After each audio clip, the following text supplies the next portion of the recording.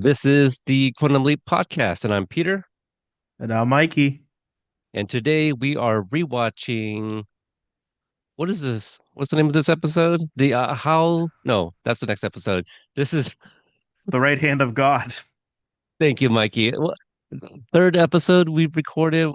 I'm not. This isn't looking good. Hopefully people feel giving us a chance.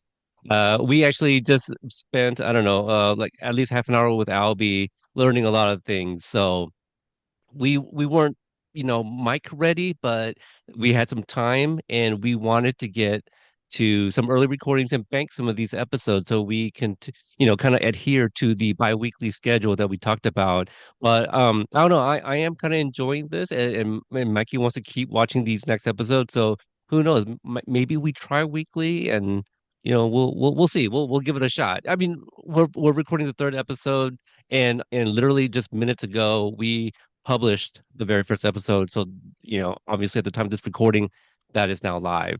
So, Mikey, we are talking about episode 4 here from season 1, again titled The Right Hand of God.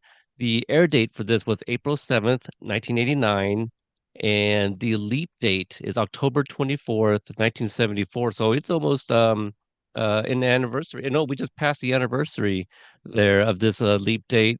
Takes place in Sacramento, California. He leaps into Clarence, aka Kid Cody, and this is written by John Hill, directed by Gilbert Chilton. So I want to make sure I get all of those there because I think on the previous episode I kind of was, you know, kind of filling those in throughout the episode, kind of forgetting. So we're still trying to figure out a format. It's like kind of like learning how to ride a bike. Once you figure it out, you never really lose it. But first impressions, Mikey, what did you think about this episode? I so when I first watched it, I didn't think it was good, but then actually as the episode went on, I liked it a lot more, and I feel like I have a lot more to say than I originally thought I would too wanted to. So, Yeah, yeah, I kind of feel the same about that, honestly. Watching it the first time through, I felt it was a little pedestrian for what I feel is excuse me, a Quantum Leap episode. Um, this is probably not near the top of my favorites. Again, like I said, it's a little pedestrian. And one of the things that that I thought was a little interesting was that Ziggy wasn't able to really pinpoint where Sam was. And at one point, I think Al's like, "Oh, unknown variables and stuff," because he initially they thought that he was like in Texas in the 50s, and Sam had to do the Marty McFly right. thing and find like a newspaper in the trash can, that kind of gave him the city and date. So I don't know if it's pacing. There's a lot of things to like about this episode, but there's some things that I was like, I'm not sure if I love the placement of this sequence, or maybe a scene wasn't written in a way that was clear to me, but it's some things that we may discuss. So it's kind of what I thought. But Sam leads into Kid Cody in this episode. What'd you think of the mirror image? I thought it was better. Yeah, I didn't really have too many feelings about it. I thought it was fine, but yeah, I it was better than some of the other ones, I believe. Yeah, you have Did he look something to like say a about it? did he look like a boxer? No, no, no, nothing like the last Oh, one. yeah, no, yeah. I mean, so it was a heavyweight boxing fight. I don't know if he looked like a heavyweight boxer per se, but maybe a lightweight, featherweight. You know. Yeah. Oh, I just remembered something. I completely got the episode wrong. Like when you were doing the predictions on the last episode, and I Yes. gave you, kind of a tease of who to look out for, and what I remembered the episode to be. All of those were correct, but for the wrong episode. So I was completely wrong in which episode I thought this was. So it kind of involved the church and some boxing light, which that's still not going to give anything away. But once we get to that episode, I'll let you know, and I think you'll be able to be like, okay, I can see why you mixed that up, because watching this episode. I was waiting for not the cameo, but there was another kiss with history that I knew that comes into the other episode that never came. I'm Okay. like, oh no, this, and then I slowly started realizing that I was completely wrong. Yeah, I do remember you saying that, and I watched it the first time, and I was like, "Oh no, I'm missing something here. I don't, I don't know what it is, but I'm missing something." Yeah, And Titanic, maybe it was just an yeah. extra with no lines. Like, And so you're telling me there's another boxing episode? Is that what's gonna happen here? no, there's another Okay, episode that something with the church and okay. there is boxing featured. I don't think that's part of the plot. I don't believe the other one is completely tonally different as well than this one. I feel this one's a little kind of lighthearted. Which now actually now that I remember this, we didn't get to the guest stars, and because there was a big surprise to me. Did you recognize anybody in this episode at all? I did not recognize anyone in this episode. No. Okay, I did not recognize anyone either. However, let's always mention the lead. We may not always start with him, but Michael Strasser plays Clarence Kid Cody.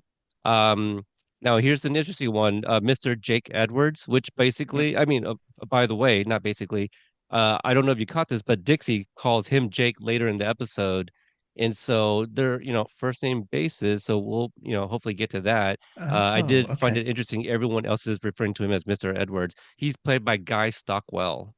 Does that I, I, I did notice nothing? that. Yes, I noticed it was his brother. It was Dean Yes. Stockwell's I had brother. to Yeah. I had to look that up. I did not know that. I'm sorry, Michelle Joyner plays Sister Angela, which Albie does have an interview from years ago. If you guys want to check that out, he also interviewed Terry Copley, who plays Dixie. I'm not sure if there's any other people you want to reference. Oh, Gomez. We got to mention Gomez. I don't know if it's Colin or Colin. I think it's Cologne. Cologne. Yeah. I Okay. think you There's an do Cologne, accent. and yeah. Yeah. Okay. Also, I just want to shout out the priest father is a Arquette. Arquette. Yeah, he's the dad. He's the father of the Arquette family of David and Patricia, and yeah. So just thought it And was interesting. You Patricia popped goes up. by Lewis Arquette, right?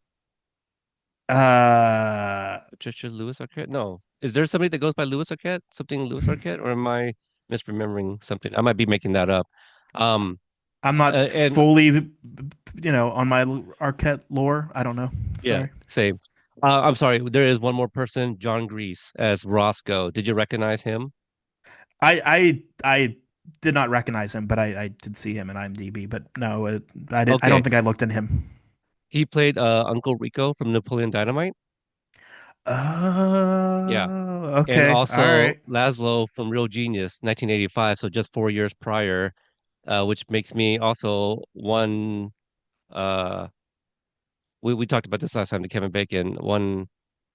Degrees of separation. Degrees. I don't know why I can't remember the word degrees. I'm 1 degree, I'm 1 degree away from John Grease because he was in Real Genius, who my friend Yuji Okamoto had a small role in. So there we go. I'm gonna I'm gonna use that, like, oh, I know Ralph Macchio. We'll see. We'll see how Small this flex. goes. Small flex. Small flex. Very small, very small. We got big shoes to fill, Mikey. I don't know if you know that I here. know it's fine.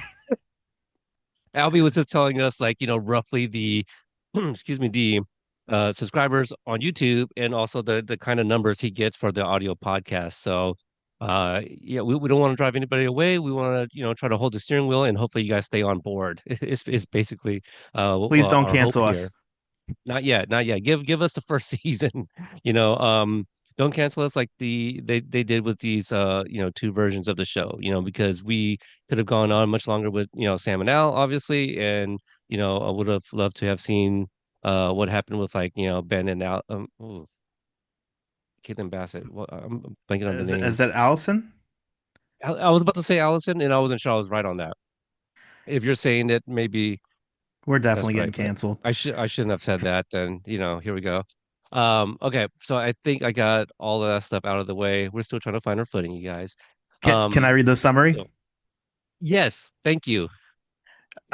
Having leaped into Kid Cody, a boxer on the take, Sam has to win the championship to fund a new church for his trainers, a group of nuns. Sam must face the bookie who counts on him to take a dive in the final bout. And with the help of several trainers, Streaking and Hal's appearance in the ring to guide his punches, Sam wins the bout and finances the chapel. Now, in your summary, it mentions taking a dive. When did you pick up on that? Because we get the fight that Sam references to Gomez early on in the episode where he's like, yeah, like I didn't even push him that hard and he fell kind of It was like easily. a light graze, yeah. I don't. I mean, I suspected them when I saw the light grays, but then I was like, well, maybe there's no stunts in this episode, so maybe that's just how they filmed it. Um, you know. And then I think when they were in the trainer's room and he was saying, oh, or Sam was saying, oh, I barely hit him. I can't believe he fell. And they both were looking at him like, yeah, okay. It Right. was I think it was Gomez and I can't remember the other trainer's name. Sorry. But Yeah, yeah, I honestly, he has like what maybe a couple lines. This might have been the y- only time he spoke. yeah. Yeah. Um, And also you learn that they are at least in the know because that trainer mentions like, oh, yeah, he hit you a little too hard, and yes. so it's like, oh, okay, they're all in on it. Yeah. So yeah, and then so they're in the trainer's room, and then the nuns come in, which I kind of thought was weird because it's a, trainer's room. And But you Sam was starting. also, this is your prediction, right? You talked about, kind of Catholic Church. I mean, we're all kind of, Yeah. you know, So it is awkward because apparently the nuns have his contract because someone died and then and his will left them the contract, which my grandfather died. He just gave the church money, but okay, a boxer contract, sure. Um, you know, to him it but might be worthless. yeah, yeah. So and then, but it, I have to bring this up though. Sam's changing, and then the nuns pop in, and one of the nuns looks at his bulge, which was kind of weird. But anyways, it threw me off, the old lady. But anyways, so yeah, so we learned that I that Sam's think doing that. I Good. I think the reaction is a realization he doesn't have his trunks on. It's not Okay. that they were trying to take a peep. Yeah. Okay. All right. Sure. There's that too. Threw me off. Um, and then we learned that he's also set to face Tiger Joe Jackson for the California Heavyweight Championship within a week. And the nuns want him to win because then he would win the championship purse and they could use that money to build a new chapel, which is Sister Angela's dream. Castle. Yes, later on in the episode, when there's a training montage, like a Rocky training montage, kind of a straight Yeah. up Rocky training montage. You, you We know that enter. I'm sorry, Good, I keep interrupting you, and I'm sure that's going to frustrate some people. you're It's fine. because you dropped like the Rocky reference. You think Tiger Joe Johnson has the eye of the tiger? Good deal. Good job. That was well worth the interruption. Do it again, please. Um, so in the middle of the montage, Sam can't run up the hill with his bricks, and at that point, we're talking to Sister Angela. Um, and she reveals that her entire family died in a house fire, which was very tragic. Yeah. And the firefighter was only able to save her. And she bounced around between a few relatives, and it was then she ended up being taken into a church from nuns. And she wants to build a chapel for her neighborhood to do the same for somebody else. So that's the whole premise that Angela's trying to do. Mm. And but going back, we I thought it was interesting that or we uh Sam, sorry, as Cody, he heads back to his apartment, or I guess it's actually his girlfriend Dixie's apartment. Um, Which is above a bar. I don't know if it's the bar that they go to. He mentions it's above a yeah, bar. Yeah. I have something to say about that too. But um, but before he can go in, Mr. Edwards uh takes him into his car and tells him that next week he has to. Does this where he has to tell? Or no, I guess he doesn't tell him quite yet. It's later on where he tells him in the championship when he needs to take a dive. But Right. this is where we definitely learn that he dove. He gives him money. Sam tries instead of fighting again because obviously Sam's not a fighter. He tries to. He asked if he could, go ahead and retire, which Mr. Edwards isn't having any of that. So, and then after that, we go to the apartment and we meet Dixie, who is one of my favorite characters in the entire episode. She actually reminds me a lot of Marissa Tomei's character in My Cousin Hmm. Vinny. Like, Okay. yeah, she seems very ditzy, but she's actually very smart, very crafty, and Very um, capable. Yeah. yes, yeah. And we learn that um, sorry, uh, Sam, who are you Sam. talking about? I'm sorry. Uh, Sam, Sam and or well, actually, Cody and Dixie are their dream is to open up a donut shop, which I'm all about. Like, Yeah. that's my dream too. Uh, if I'm being honest, I'm pro donut. Um, and we learn about a little bit more about Dixie. She's a stripper. Um, and I believe he also it was it Cody that placed bets, and then was that Roscoe that came to collect on the It yeah, was and the Roscoe that money. came. Yeah. Yeah, yeah. But I like that scene a lot to establish their relationship. Like I thought the Cody Dixie relationship. I love Dixie. Like Yeah. Dream. No, Yeah. well, 100%. They really stuck out for me too. And it's funny because I actually have a note here, your thoughts on Dixie, which you just gave me. And I wrote that, she's got some feistiness. When Roscoe shows up, she's not having it. She's like, oh, here we go again. And then she has some words to Cody as well. And so, like, this isn't the first time. And again, I mentioned that like she knows Mr. Edwards by first name. Like she calls him Jake, and there's no problems with that too. So I do wonder if maybe Dixie is somebody that like Mr. Edwards knew, and that's how Cody met her. I'm not sure because she seems to kind of know how the workings are. But here's another thing about this relationship. She tells him, well, she mentions that, a topless go-go dancer. I think some of us, like, maybe we could have guessed, right? But, you know, she mentions that and she's talking about I believe she's talking about how like maybe she's starting to age and everything is starting to kind of age as well as one naturally does, right? I That's kind of the reading I was getting. She was talking about something, and then he goes, "You look great to me," Yes. like and then she says that he is the only man to trust her with his money and future. That says a lot about not only Dixie but Cody too. Yes. Like Yes. Cody may not be as bad. And we're gonna find out these guys that have taken money from Mr. Edwards, a lot of them regret it. You see it in Gomez. I think we Yes. get some good stuff with Gomez, but I still feel he's a little underdeveloped. I could have used more dynamic between Gomez and Mr. Edwards rather than kind of like dialogue. I don't need to always be told. I would love to see more, because I kind of get it. It was maybe kind of a shorthand. It's like, Gomez has had his doubts, and it's just this one thing that kind of pushes him to tell Cody, like, you know what, I will train you the correct way.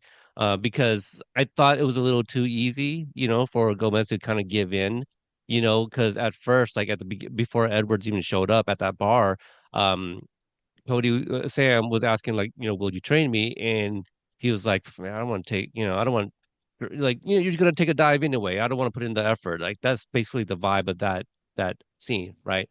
Um, to kind of go back a little bit, um, this was the first time. Oh, hold on. After Sister Angela tells him about her dream and basically why, they're kind of counting on him, um, she kind of ends that sequence. Which, by the way, like I was wondering what Sister Angela was doing while Sam was talking to her. She's got like the stick and she's like drawing stuff. yeah, on the ground, and she's looking around and counting paces. I'm just like, are you gonna start building right right now? It kind of looked more like an empty alley than a empty lot, to be honest with you, but Yeah, sure. you know, it's maybe a small chapel, but it's something, right? But who knows? We don't see the blueprints, but it's just her vision, and I'm sure it's huge. But she says something very interesting here. For this to all happen, basically, it's going to take her, him, and a couple of angels. So, did you consider what is possibly controlling Sam's leaps, or even this leap in particular? Because he refers to the man upstairs several times now since the beginning. Yes, I was wondering if that was a reference to God or somebody else, to be honest with you. I was that was going to be one of my questions to you. Because of the leap, like they have very little to go off of. Al gives us this update of like the chapel never existed. It became a mini mall, a convenience store that got robbed 5 times that year. Not even like 5 times Yes. ever, but like yeah. So it ended up not working out. And so this to me, and maybe this is why I feel this episode's a little pedestrian. This is not one that I would revisit. It's a good episode. It has good things to like. It has good characters. Sounds like we're both tipping our hand here that we both kind of like Cody and Dixie, at least that relationship. And in terms of like the leap itself and the mission, the Ziggy doesn't have a whole lot to go off of. I feel this is kind of low stakes. They don't have a castle, so it's like they're not losing the castle. It's an idea at this point, right? And so you know what I mean? Like I don't think Sister Angela's really losing out on anything. Um, Yeah, I mean, I will say though she was starting to lose faith in God right. and stuff. So him doing what he does at the end to get her the money, which we'll have to get into, because Yeah, that's a it whole. restores her But faith. Yeah, yeah, it does restore her faith. So, there's that. But yeah, but I do I get you. get that. They weren't losing anything per se. Like if Sam did fail, I don't know that anything. Yeah, I Would get what it you're be the saying. worst? Would it be the worst thing to live out his life with Dixie and own a donut shop and and then try to help Sister Angela in a different way? You know what I mean? Like I get you. yeah, Yeah, so I I see don't what you're think it's saying. like, yeah, I don't think it's particularly high stakes. So like it's fine. They accomplished their mission. And like I'm not a religious person. I'm Buddhist, and I say that even kind of like I'm Buddhist light. Like I haven't gone to a temple in decades. And so, but I was kind of like joking to myself. I go, maybe the man upstairs did control this one. He's like, Sam, please do me a solid because I'll help you get home. We just got to get there. Yes. Just a few stops on the way. Um, so so hopefully I can put a pin on the couple of angels and ask you at the end of the episode, if you have an idea which of those. I don't know if she might have said guardian angels, so I might have mistyped my actual notes. So I think this is the first time we also hear the sound effect to alert us of Al's presence. Like the hologram sound, because um, when Sam later on asks Al, go ahead, hit me, right, and then Al's fist goes through, it plays that sound as well. So it doesn't even coincide with like him appearing. That one, they played that sound like after his fist went through Sam's hand. So I don't know if there was like a timing thing, but it is a shorthand for like Al, right? Okay. Hologram, something. So this is, I believe, the first time we're hearing it. We talked a little bit about Mr. Richards. Now, in the car, I had a note. Was he doing the Don? Was that Corleone, Godfather? Because remember in the last Oh yeah, episode was like he was doing Marlon Brando. Yes, yes, it yes. was pretty good. It Yes. was Yeah. funny. I know he wasn't trying to be Yes. serious, but it was pretty comical. It got a really good laugh out of me having you mention in the previous episode that the number one movie during that leap was The Godfather. So that's pretty awesome. Yes. Full circle. Um, on the topic of Al, because I just mentioned him, the first time Al appears is like Sam, he told Dixie that he's gonna go stay with the nuns, which I have a question for you in a sec here. I thought it was funny because he's like asleep and like you hear him talking in his sleep, and apparently he's cheating on Tina with somebody named Denise, telling her to get in the closet or something like that. Um, number one, did he walk into the imaging chamber and then like lay down? Yeah, Because I don't know. He just kind of pops up sleeping, and I'm like, wow, you're that tired, bro? it's Jeez. funny, but I do I don't love what's going on, like the whole thing with the neighbor, like whatever. But I Yeah, do like the idea of like, you know what? Al does have stuff going on as well. I- These two things I right. don't love, the neighbor thing and the cheating, but like it does say like Al isn't always just like hung up on the project or a workaholic. Al is still living his life and like when he needs to be at headquarters, he's probably there. And I'm sure there's a lot of time that he's going back and forth too, not like he's just taking like days off or anything. But, we do like okay, like Al has other things that are affecting him as well. Um okay, so the question, do you think that Sam went around the ring with Dixie?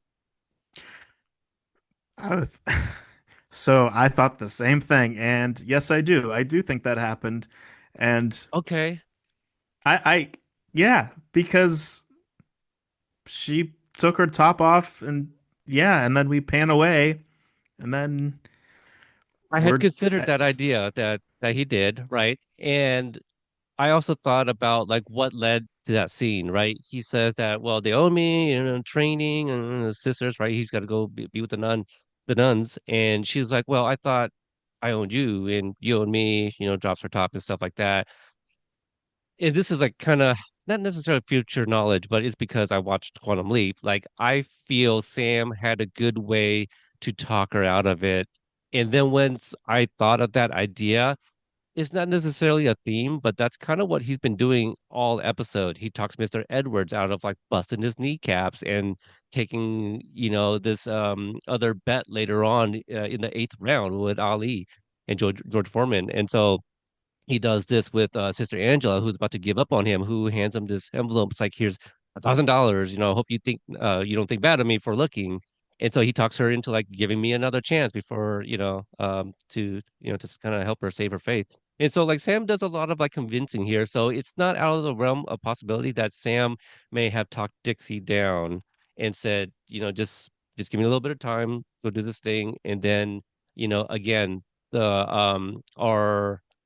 our end game is that donut shop, and that scene with them, the scenes with them are just so sweet. I really do like it. uh do you have anything else? I have my next note is the bar, when the first time they're at the bar, I have something I would love to talk about the first time at the bar, if we want to the go there. TKO drink.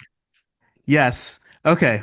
Can I talk about this, please? Please, the Okay. floor is So yours. first of all, listeners, what you need to know is I'm a little bit of a germaphobe. Like, I don't even use bathroom hand dryers because I'm afraid No, they're he sucking doesn't. fecal matter out of the I know this air and about him. bring. Yes. We So, were at the what was that place called, the very iconic, the train station, oh, in New York City, yeah, Central yeah. Station. Yeah.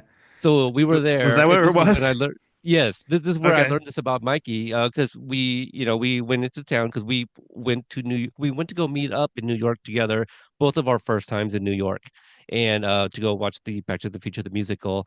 And we both went to go use the restrooms, and he vehemently, like, I will not use that. And I don't. Did they not have paper towel dispense? I don't remember, There but was I was no just like, what's paper towel. okay? I Because I was yeah. like, what's the problem? Yep. And I was like, nope, I'm gonna air dry my hands outside. And you're like, whatever, and stuck your hands under the Look, dryer. And Mikey, I'm like, this no. in the episode, it is 1974 or 2. 74. This last week was 72. This is 74. Yes. Okay, see, so they didn't have the hand dryer, Uh, and you thought less of the germs, but okay. I I need to talk digress. about this. Okay. Okay. So, first of all, we see an exterior shot. We're in the Criterion Bar, I believe, but which is next to Gateway, which I just found funny. But anyways, so the bar. Okay. So, well, okay. Bar scene. Bartender is making a drink called the TKO, right? The bartender pours a little bit of liquid in a glass while drinking a beer. He then takes this beer and pours the rest of it into that glass that he just drank with the liquor. He coughs. Okay, he coughs. Then he pours more liquor through an apple slice, in the hand that he just coughed with. And then, for some reason, the drink is smoking at this point. I have no idea why. It's And like he a Gomez Adams kind of drink. and he hands a metal thing that four people at the Oh, bar hot potato down and throw it in the drink, and then he hands it to him. Is like, hey, go ahead and drink that. No, I'm so not gonna. to make it more gross, I thought that was a big ice cube. I thought it was too, but it looked metal.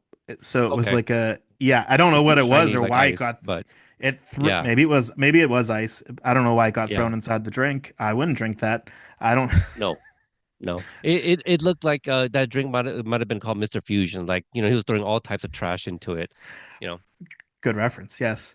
thank you. Um, Yeah, I got plenty. but this is where we learned that Gomez actually used to take dives too in fights. In this scene when Mr. Edwards walks by, and yeah, I would have liked to learn more about that. And but with Mr. Edwards antagonizing him is what convinces Gomez to train Sam because he needs someone to train him because Yeah. um, he's not going to win a fight without anybody. So um, No, yeah, but I really like that scene actually. I do too. There's this scene where, let's see, where did I put it? Al offers to train Sam, and Sam mentioned he's a hologram. I kind of touched on that. And Yes.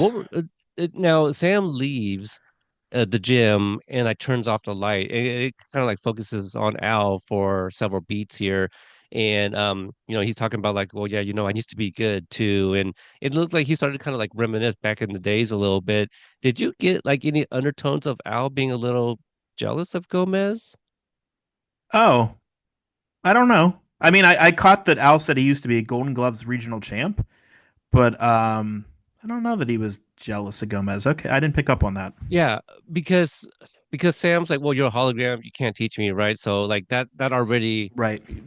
Al should have been like, okay, but I felt that he was a little, to use a more modern expression, like that he was a little butthurt about this. Because just that lingering shot after the lights go out, like I was trying to like read into it, like what is that about?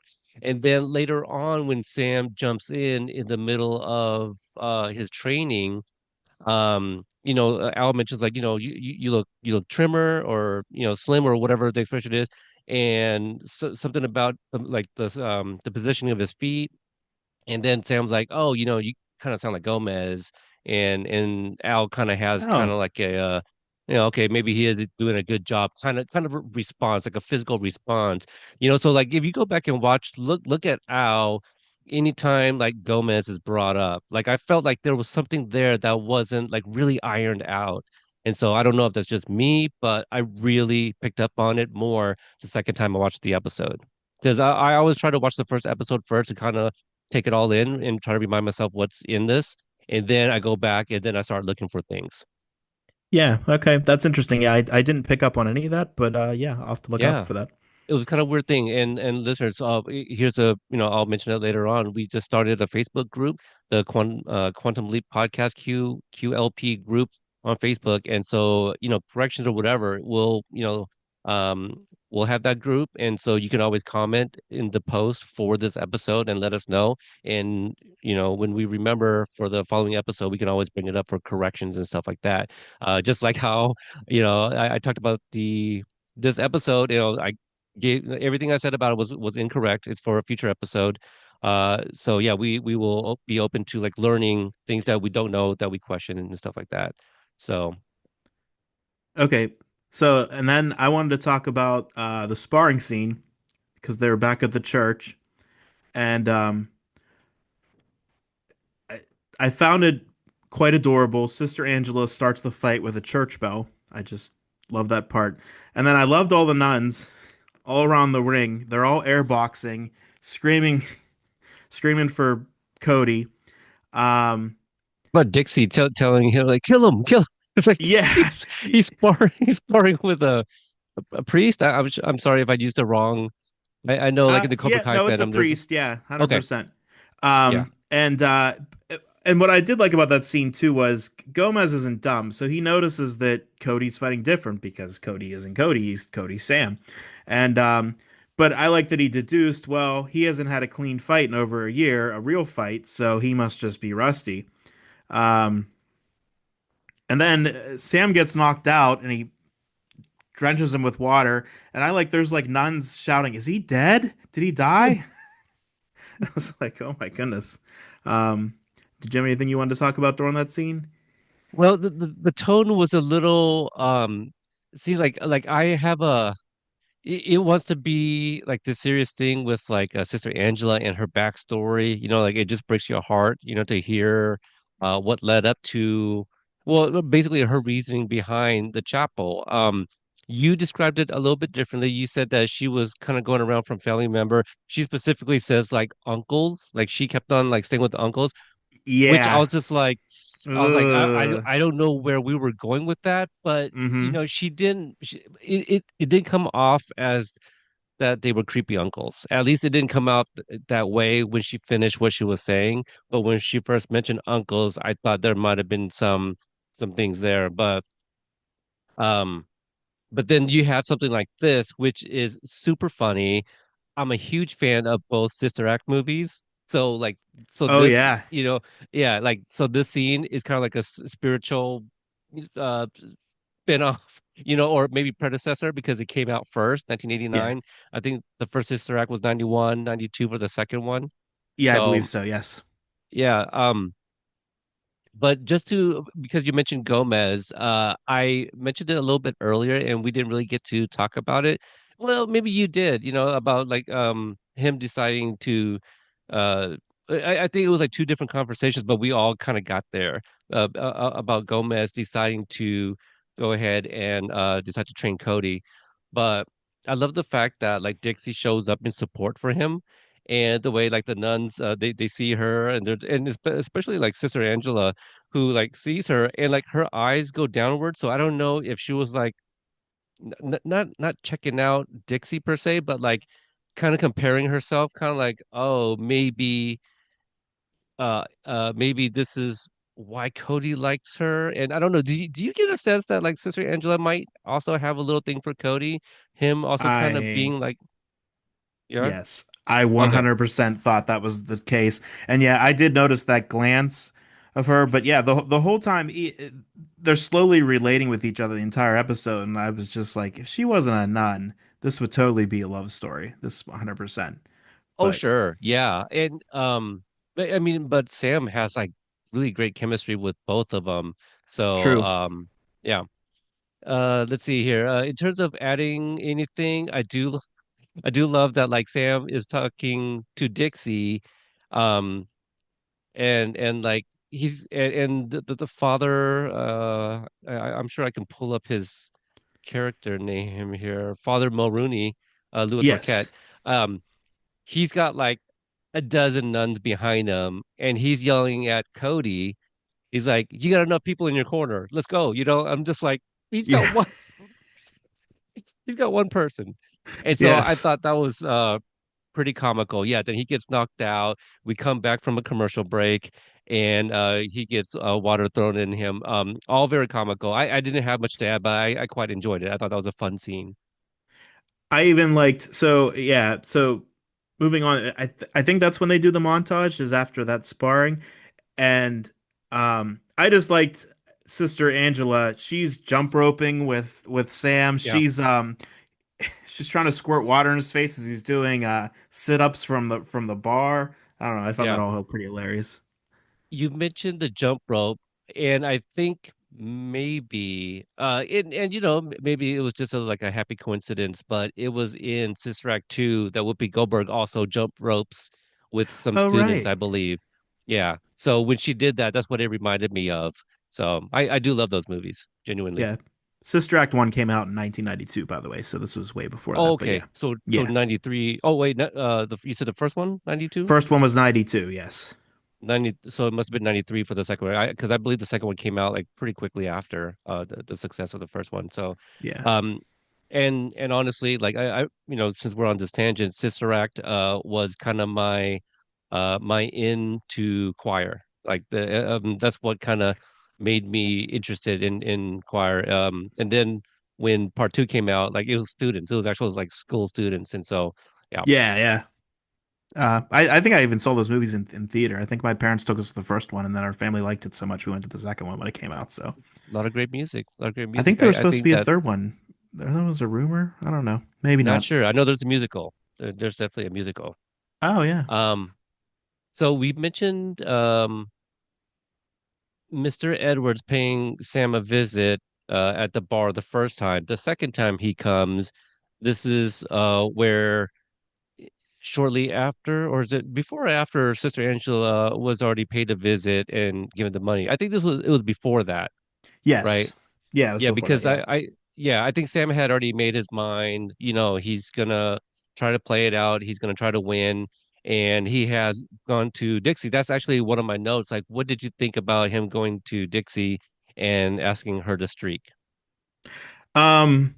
So it was a very I might go on a tangent here. Very professional wrestling thing. So I'm a big fan of WWE professional wrestling, and most wrestling matches nowadays ends with some sort of distraction.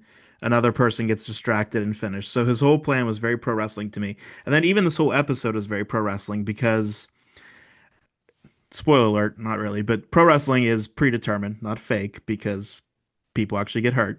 But the whole entire reason why it's predetermined is because in the late 1800s and early 1900s, you could gamble on professional wrestling right at the arena. So what they would do when they build up a card was they would build it up so you would think that wrestler A was going to totally beat wrestler B. And so during the match, there'd be these long, maybe hour-long matches. Wrestler B would start beating up wrestler A. Everybody in the crowd would panic, so they would run to the gambling booth to Hmm. hedge their bet. They would put all their money on wrestler B then. And then later on the match, all of a sudden wrestler A starts coming back. So then they would panic again and start gambling more and do that. So the whole gambling thing reminded me of a lot of early professional wrestling. And but the streaking thing, yeah, I it's a very professional wrestling finish. But it was I and I thought as far as Dixie was concerned, it really showed her love for him that she'd be willing to do that in the middle of a crowd for people. So, you know. Yeah, I didn't know how I felt about it, and I think I'm still kind of processing it, is because he is kind of taking advantage of the situation, that being her profession, and because, she goes into this thing, it's like, you know, it makes her feel like a tramp or something like that, and then Right, yeah. he kind of tells her like, well, like stripping, it's a profession, okay? So, and then she's like, so is hooking. I think it might have been the term she used. And then Yeah. he goes, please don't do this. And so I was just like, oh, man, I didn't really love that sequence, but I kind of understand it, and I think all of that is right there for Sam to say like, like it's only streaking. I'm not asking you to sleep with somebody else. Stripping is a profession. Like you're. To be fair, he could have totally done something different to distract Tiger Yeah, instead of that. yeah, So yeah, I do get that. Yeah, you bring up a and great that's point, why honestly. that's why I didn't love it, and I understand that they set that up in the previous sequence with Mr. Edwards, who like they showed it on the TV that somebody was streaking at a They boxing actually match, showed I like a bare believe. ass, honestly, which I was Yeah, surprised by. I'm like, yeah, wasn't this network right. television in the 80s? I'm like, okay. And they did a really great job of covering Miss Terry Copley too. Oh yeah. Because I'm sure she had pasties on and stuff like that, but the way they blocked like all the extras for her to run through and the editing, I thought was fantastic and very tasteful. Um, Yes. so yeah, so that part I didn't quite love, but because the previous episodes we keep like seeing, kind of things that remind us of Back to the Future. Sam definitely is Grandpa Biff in here, going back to 1955 and handing his old self the almanac. Oh yeah, definitely. Yes, yes. So the Foreman and Ali fight, what you're referring to, as they originally talked about it on the radio. Hmm. when the very first scene when they were in the car with Mr. Edward. That it popped up on the radio. They talked about it very briefly, and then it comes up on the bar, and I was a little confused when I wasn't sure if Sam was talking about What If I Told You the Round, if he was talking about the Ali Foreman fight, or if he was talking about his fight. But then later on, I we see. totally, we learned that, hey, of all things that Sam is remembering, he remembers that Ali wins the fight in the eighth round. So it totally worked out in his favor. And Mr. Edwards, did you find him menacing?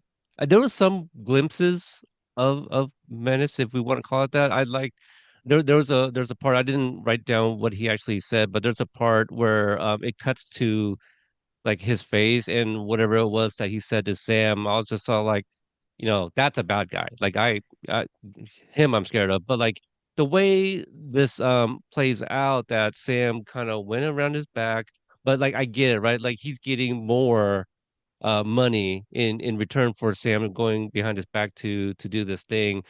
I just thought like the way it was written, maybe it just it I don't know. I I get what you're saying. it Yeah. it all adds to what I kept on saying about the low stakes. Like I never really felt Sam was in fear. Like I almost didn't really buy Mr. Edward. Like, busting kneecaps. Like I didn't really see anything to make me fear for Cody. Right, because would he really bust his kneecap? Because he needs him to fight to make money.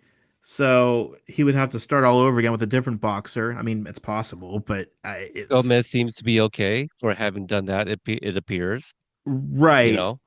And so, and then my whole question is because, I'm sorry, I don't remember the name. Oh, Roscoe. So it Yeah. ended up he made all these bets with, or Dixie made all these bets with Roscoe. They bet their life savings. But does Roscoe have all this money because now he owes Dixie $40,000, $50,000, and then he owes or 40, 40,000. 48. They got 48,000 in Okay, total. 8,000 goes to Mr. Edwards and then 2020 for the chapel and for Dixie and Cody. yeah. So I mean, he leaps out of there, and so I'm assuming everything goes okay. But I'm like, does he have the money? Because it kind of sounded like he didn't have the money. So Yeah, I'm gonna say he had the money, and yeah, now that you point that out, it was kind of a weird end to like Mr. Edwards putting his arm around Roscoe and walking him out. Like, what's that about? Because maybe maybe the bets were. I think what we're supposed to get, at least the way I'm reading it, is that whatever it is, the money is owed to Dixie and Cody at this point. Now it's up to Roscoe to like present that money. And but the way Mr. Edwards escorts him out, it is almost kind of like you have the money, right? yeah, Because because like I don't know if it's Roscoe's fault. I mean, I guess I mean, he I took the bet, but he took so the bet. You're right. Yeah, it it would so fall on well Roscoe then. that so whose money is does Roscoe owe the money or does Mr. Edwards owe the money? I guess is my question. Was Roscoe just taking the bet on behalf of Mr. Edwards, or was Roscoe taking the bet for himself? I think Roscoe was putting the bet, making the bet for them, like going to a bookie and making the bet for Dixie and Cody. So he should be able to get the money and then give Mr. Edwards that Oh, $8,000. okay. Okay. I Yeah. if anybody has another explanation, I thought that part was a little weird for me, and so that's why I'm just all like, yeah, I don't know if I love the way it ended. Yeah. Now, Eye of the Tiger, Joe, whatever, Yeah. Joe Jackson. What did you think about this fight? I liked him. I thought he was kind of funny. He gave Sam some sort of like get ready to go to sleep or something. I kind of forget the word, but Oh, I yeah. liked him for what it was worth. Yeah, I definitely liked him. Yeah, I thought probably out of all the boxers we saw, he was probably the most believable boxer, maybe. Yeah, Um, I would buy that. yeah. But my favorite part, honestly, was Al popping up Yeah. and putting his hands through him. Here, hit me, hit him here, hit him here. you know, And then with the face, right? The punch to the face, that was really good. yes. Oh yeah, and also I did like the fact that just because there was the distraction of Dixie running topless, that didn't necessarily knock him out. Sam just thought, okay, well I won, we're good, and then nope, he was getting back up. He had to keep on fighting. So I did like that part actually. Yeah. You mentioned yeah, Dixie streaking. I love that they put her in this like because I was just like, man, that's like a mint green, Yeah, like kind of wardrobe that she's wearing. And I think is to kind of give an audience a visual, like she, sticks out the most and she's sitting kind of near ringside. I don't know the terms for boxing, ringside, but yes, she's yeah, yeah, she's positioned in a really like she has a really great vantage point. And so I think putting her in something really noticeable for the audience, we can kind of see where she's positioned for when this thing needs to happen. It's kind of like I think about like the Titanic because it came up on the last episode, even though I meant there's a cameo from a character in Titanic in this episode, which I was completely wrong about. There's a tracking shot in the movie Titanic, so you can see where like what the ship looks like. So then later on, when everybody's running around with after the iceberg hitting, you know where they're going. So it's kind of I think it's kind of like that with Dixie wearing this green. You're like, oh, okay, there she is over by ringside, and then when this thing happens, you'll kind of know where she'll be kind of running from. So. I do, I do like I think the way Mr. Edwards reacts to her running by, I think was very, very funny. And oh, he's so excited. I'm wondering, yeah, he was very excited. I felt like because he was like, oh, there's a few dames I would love to see streak or something. So I wonder if she's like one of them because we didn't really talk. Like, what are your thoughts on their history for her to call him Jake? Not even Mr. Edwards. It's like a little bit more informal. Between the two. But yeah, Mr. Edwards, I forgot what he was holding. I don't It's not a phone because it's 1974, but like I felt like he was holding something and the way he turns, it might as well have been a phone that he dropped out of his hand. Like, oh, there's a naked Yeah, woman that just ran by, kind of thing. Um, yeah. but I'm trying to think anything else in that sequence. Yeah, so Joe Jackson gets knocked down, Cody wins. I think that's pretty much it. If you don't have any other notes, we can get into the games. So just a couple of things I wanted to bring up. Number one, at the very, very, very beginning of the episode during the recap, they show a lot of scenes with Donna. So they really want me to remember that Donna exists. Don't forget Oh, about okay. Donna. Hey, because on the previous episode there was a Donna. Also, Well, go ahead. to be fair, that was only the quote unquote second episode also. So like you're not really sharing a whole lot of anything else. You have like aside from Genesis, that's really the only other episode you can cut from. True, true. Also, I just thought it was weird that last episode took place at a Catholic college and there was nuns in the background there. We had Hmm. nuns here. They must have a lot of nun costumes they're trying to use up. I don't know if there was nuns in the first episode, but it's a very cat, Catholic, Catholically. Ethically, Yeah, I just made up that word. You're neither welcome. of us are religious. Yeah, So Catholic. apologies, and we're not here to Oh no, no, offend no, no, no, anybody. no, no. So yeah, just No, no, point no, no. that out. Listen, yeah, no, you practice whatever religion, believe whatever you want. I'm fine with Yeah. whatever. Um, but yeah, no, I just we're there. This show is very Catholic at the moment, so it was just interesting to me. Um, Also, I just wanted to bring up. I really liked Al's copper color jacket. I don't know. I just thought it was very interesting looking jacket. So that's all. Al has a lot of great looks, and I had considered making that a thing. Like, is there anything that you liked of Al's? And so, maybe we can kind of casually mention those as we kind of go through these episodes because like you did mention to me prior to recording that you kind of had a difficult time answering some of like our games, and so like I think if we add too many more or whatever, like we might run into that where we have a difficult time filling in a lot of these. I think we'll kind of keep these as they are now. We may reduce them or change them. We'll see. We're still playing it out. But also, this, I believe, is the first instance. where Al is about to talk about breasts. Okay, that's it's not a dirty word, Oh so that's a yeah. clean word. A woman Yes. anatomy. He talks about them and has to refer to them as something else. So like Sam has to remind them, like, hold on, hey, you're in a church. Yes. And yeah, and now pumps the brakes a little bit. And it's like, like a pair of boxing gloves. And Yes. if I Thank you. I remember couldn't remember what it was. correctly, yeah, that does become a thing where Al loves to talk about melons, which I'm sure he will use at some point, melons. So I don't know if you want to keep track of all the different things that Breast Al yeah euphemisms. Sure. yeah, Al will have them. And I do remember that being a thing. So we'll keep an eye on those as he will himself, I'm sure. So if you are ready, we can get into the games.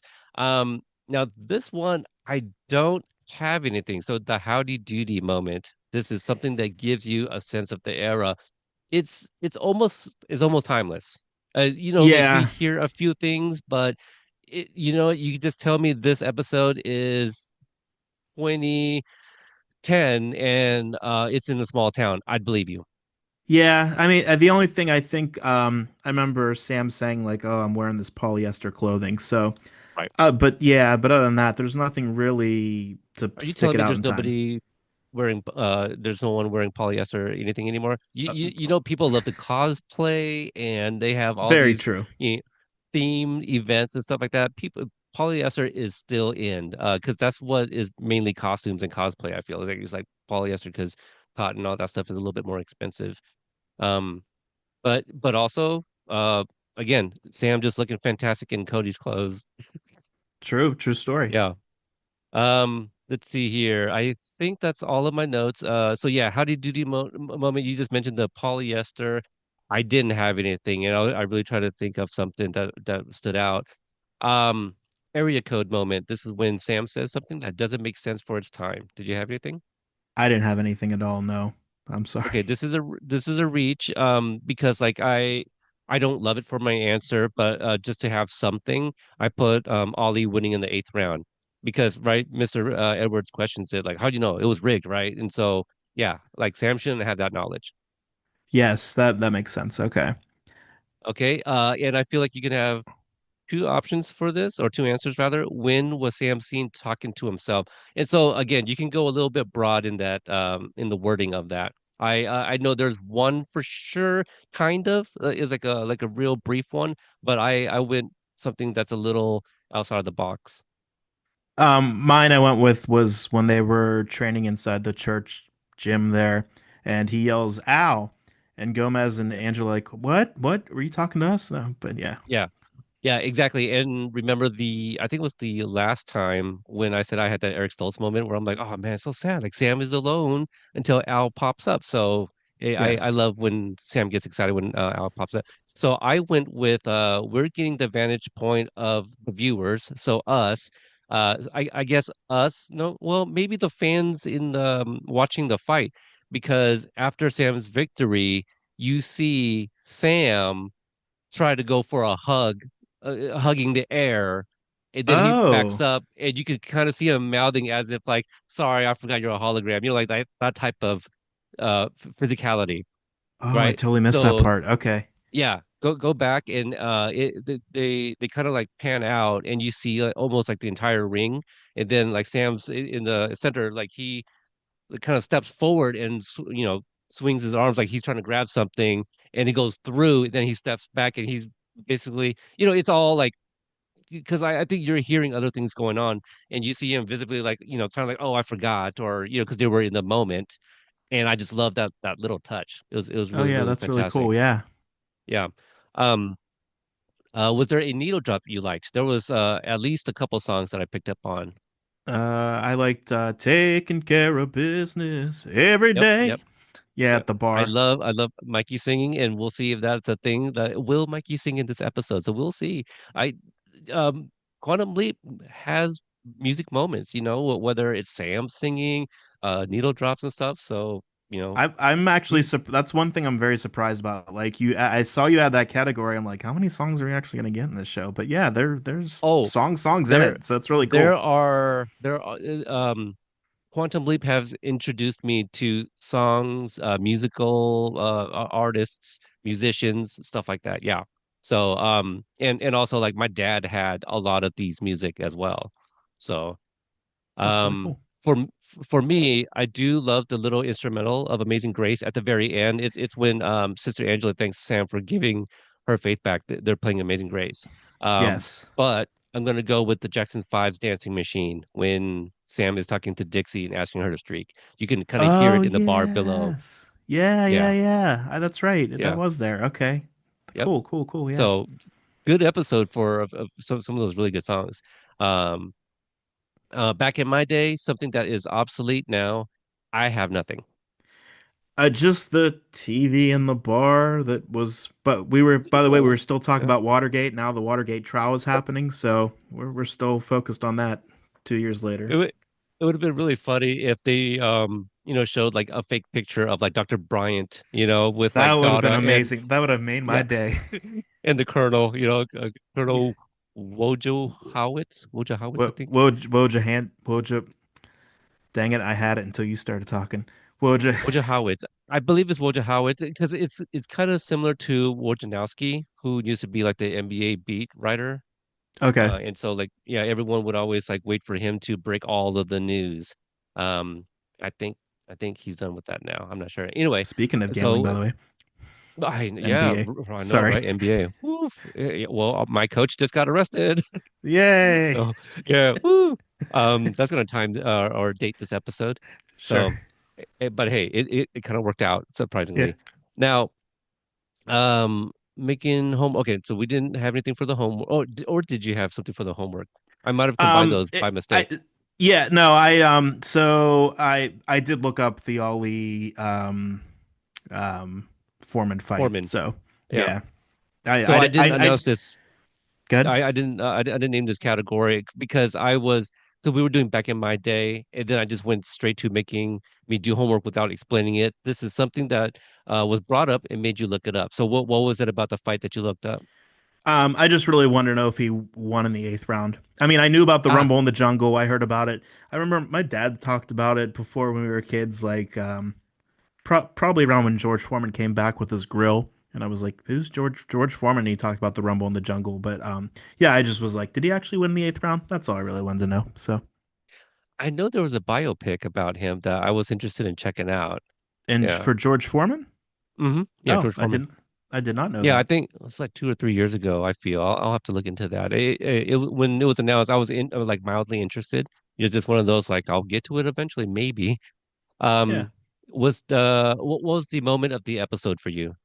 It was when Sam and Sister Angela were jogging up the hill and she tells her story. And then I think before that point I just thought like this is a very silly thing, and I think after that I said, "Okay, all right, Sam, you need to win this for Sister Angela. You need to do this." So, Yeah.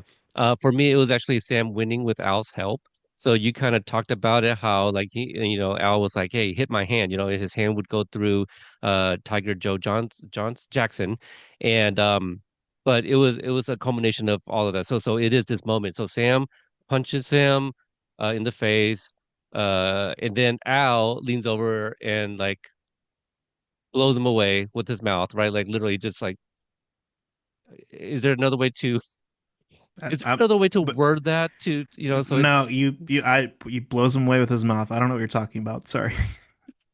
he does like We he watched a different with episode. his breath he he Oh, blows his breath gotcha. at Tiger Okay. because I had to Mm-hmm. pause. I'm like, is there another way, please? Because I know your eyes were like, wait, were we talking about the same thing here? Mm-hmm. So Yeah, okay. Al Now I'm with blows you. his breath at Jackson, which drops him. It's a funny bit, right? Yeah. And but also like because of the undertone that I picked up, Mikey's losing his shit. You guys, if you guys are watching, you guys should just watch the YouTube video because of earlier how Mikey was like really going hard on what was the one thing you just really started The uh drink. the drink. The That's right. Yes. You guys should have seen him. It's hilarious. And he's like red right now too. So anyway, I mean, this is a relatively clean podcast. Um, I'm like I think both you and I are pretty good at not dropping the F bombs, but anything else, it's like, pretty much goes. I think we said like Back to the Future language, basically. Um, Yeah. Sorry. yeah, pretty much. But even that is probably going to be more than we ever really use. But yeah, I just love all of that, and how I mentioned earlier, I felt that there was a bit of an undertone of like Al being a little bit of jealous of Gomez. And Yeah. jealous might be too strong of a word, but please, like A if little you if you envious. a little envious, I think, is a better word. Yeah, I know they both basically mean the same thing, but you guys got to go back and rewatch it if you haven't seen it in a long time, and tell me what you guys think. And Mikey, yeah, it's the same thing for you. If you have a little bit of time, go back and you can just, don't watch the whole episode, but fast forward to like, Sam's victory and him hugging the air because we don't see Al, and then also the just parts, specifically that scene where Sam leaves the gym and turns off the light and it just lingers on Al because I'm just questioning like why? Why is this something here? Because I almost thought that we were gonna learn something a little bit more. So um let's see here. MVP, who was your MVP of the episode? It was Michelle Joyner, Sister Angela. I She was quirky and serious, and she had a lot of range, and yeah, I liked her character a lot. I I loved her character. They gave her a lot of great moments and she had great dialogue. But for me, I went with Dixie because I felt that her character was given more to do. So I'm giving it to, um, I just had it, Terry Copley's Dixie, Hmm. uh, from the streaking, but also like the stuff with Roscoe earlier. I called her feisty.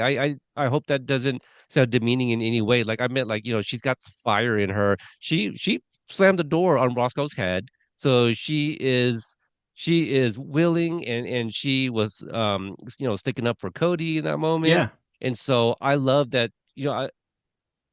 I love their relationship. I already mentioned it earlier. Like that dynamic. I wish Cody and Dixie the best going forward. I hope that they have that they have a chain of donut stores now. Like I thought that couple was written really, really well. Now this is the question that I kind of teased earlier that I was going to ask you. Sister Angela says that it's going to take me, you, and a couple of guardian angels. Is Dixie the other one? Because Al's got to be the first one, right? Was it their help that they were able to accomplish this and now get the money for the chapel? yeah, It okay, took I see. Yeah, okay, yeah, Al helped Sam win the fight.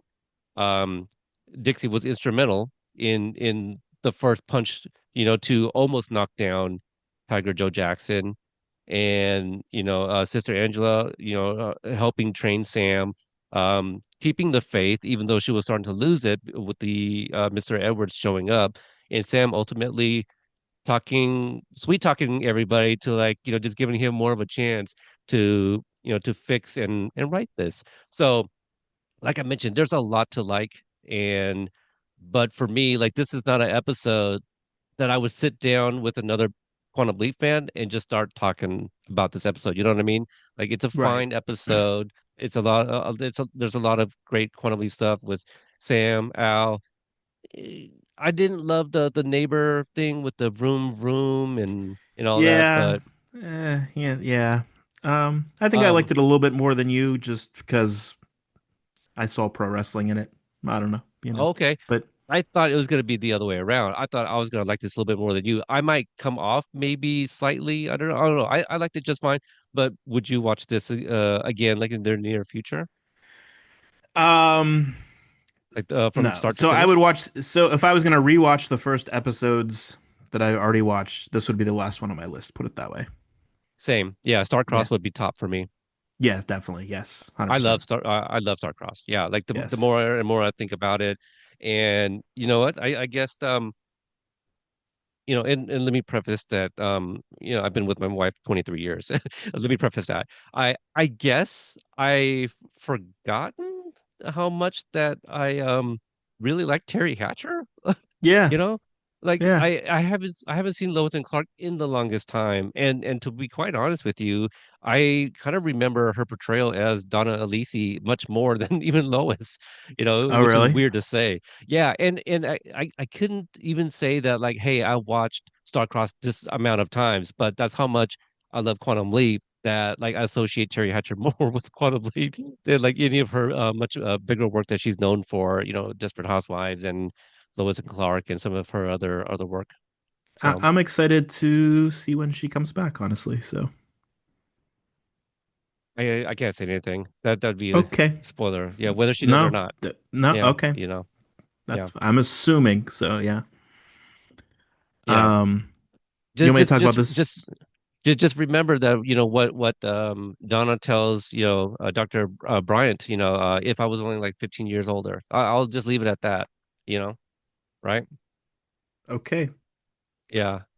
So this date in history. So this is your sequence. What I know you already kind of tipped your hand prior to us recording. I am interested because I still love it, even though you might be lukewarm on what the event is. I feel that I'm a decent enough of a history buff that I still might find it interesting. So let's see. Okay. Yeah. I didn't think it was so great, but So, all I could really come up with was that the US Air Force successfully fired a Minuteman intercontinental ballistic missile that had dropped from a C-5A military transport aircraft.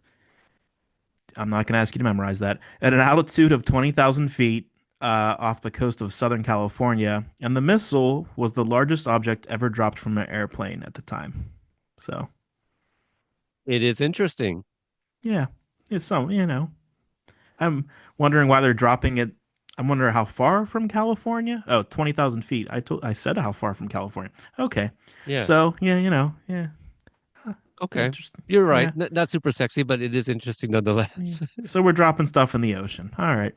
Um, the number one All song right. that day Yep. was Then Came You from Dionne Warwick and Spinners. And the number one movie was the original The Longest Yard Oh, with really? Burt Okay, that Reynolds. was the Yeah. number. Yeah, yeah, yeah. No. I used to host original remake, which you can probably tell what that podcast might be about. We review both the original movie and the remake, and we discuss the differences. Longest Yard was one of our episodes, and I remember liking the original much better than the remake. So, Okay. I don't think I've ever seen it, the original, to be honest with you.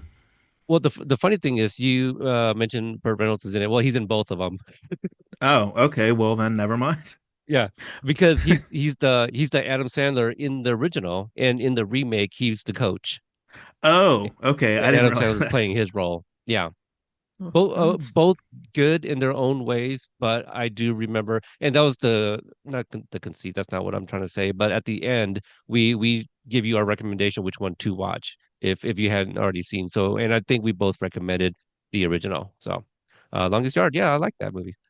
yeah. Um, let's see here. All right, so what do you remember from the leap in for the next episode? He's in the middle of a pig pen holding pigs, getting Okay. dirty. The title for the next episode is How the Tess Was Won. So it's a play on How the West Was Won, which is, I believe, a Western. Yeah. Um, okay. So Tess must be important, so she's either a human being or a pig. Or a pig. Yeah, or a pig. We'll go with pig. Why not? Um, Okay. I don't know why, because I have nothing to say about the pig. Maybe Yeah. there's a pig contest, and he has to, you know, make sure the pig wins number one, a blue ribbon in the pig contest. Maybe an inspiration of Babe, right? Yeah. Yeah, that Mm-hmm. story. Yep, That is sure. very interesting. We'll see how much of that. Um, I do believe. Okay, now for sure, I know this episode. I I believe do you. remember it being kind of like this episode for me. Like this isn't one of the ones that I would like sit around, Quantum Leap fans and talk about. But I do remember the premise. Um, the pig. The pig. Let's see here. Okay, what I will say is this. We do have a Kiss with History in the next episode. Oh, okay. Test the pig is Ah, important. gosh, you know what? I hope I'm not doing the thing again where I'm completely remembering another episode because now I'm second thinking it. but I am almost certain there is yeah, I guess with history. I'll leave it at that because I don't want to spoil what it might be, who it might be, something like that. So Okay, that's yeah, so I'll interesting. definitely ask you about it.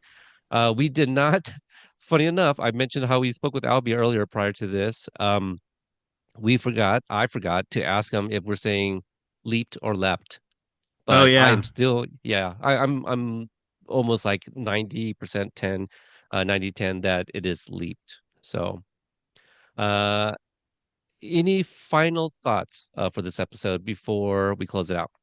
Um, so I'm all done talking about the episode. I just wanted to thank a couple people real quick. I wanted to thank Chris for our theme song. It's really, really awesome. It's on the beginning of the episode. And you were talking about the Facebook group earlier, which I hope you can tell people to get to because I don't really know how. But thanks to Mike P, who's also an admin in there because I was wondering who was approving people to join this morning because I knew you were sleeping and he's in there and that's great. So there's three of us watching it, so that's awesome. Yeah, yeah, there's a few admins that you're very familiar with. And shout outs to Brian Green who runs Al's Place, Oh, long awesome. time. Yeah, who's been in the fandom for several years, but a few decades. I don't want to make him sound too old. But yeah, he recently just joined the group. He is going to be one of our admins and also group expert. So also Fantastic. one of those, yeah, people that we'll be leaning on for, when we need to phone a friend. So yeah, the Facebook group, Mikey just mentioned, you can go on Facebook and just type in the Quantum Leap Podcast QLP group. I don't even think you need to type in QLP, but you can. Yeah, I just put that in parentheses, because like people also refer to this podcast as the QLP. Mikey, where can they find you on other social medias? You can find me at Mikey_graph on Twitter/X. I think it's Mikey G_808 on Instagram. And hey, if you're single in the Pittsburgh area, you can also find me on Bumble and Match. Last couple weeks haven't been so good. I got ghosted and stood up. So, hey, swipe right. Thanks. Well, there we go. Yeah, I don't, excuse me. So, for me, I'm not on those, but you can find me on X at Rip Citizen, but I guess at the Quantum Leap Pod for X and Quantum Leap Podcast on Instagram. You can find us on the other socials through that main account as well. I'm currently quote unquote running it, but Christopher and Albie, they all still have access to it as well. But I'm the one that's kind of been revamping it a little bit, kind of posting in the stories and keeping people updated about our progress. And at the time of this recording, we had just uploaded the YouTube video for Genesis, so those should be out. And right now, we're kind of thinking like every 2 weeks, we're gonna try to drop a new episode. So as long as you subscribe to the YouTube channel, the Quantum Leap Podcast, and subscribe to Apple Podcasts, we're still working on it for our Android users. But keep it locked on our social medias to keep all of the updates. And thank you, guys, for checking out this episode. And we will catch you on the next leap.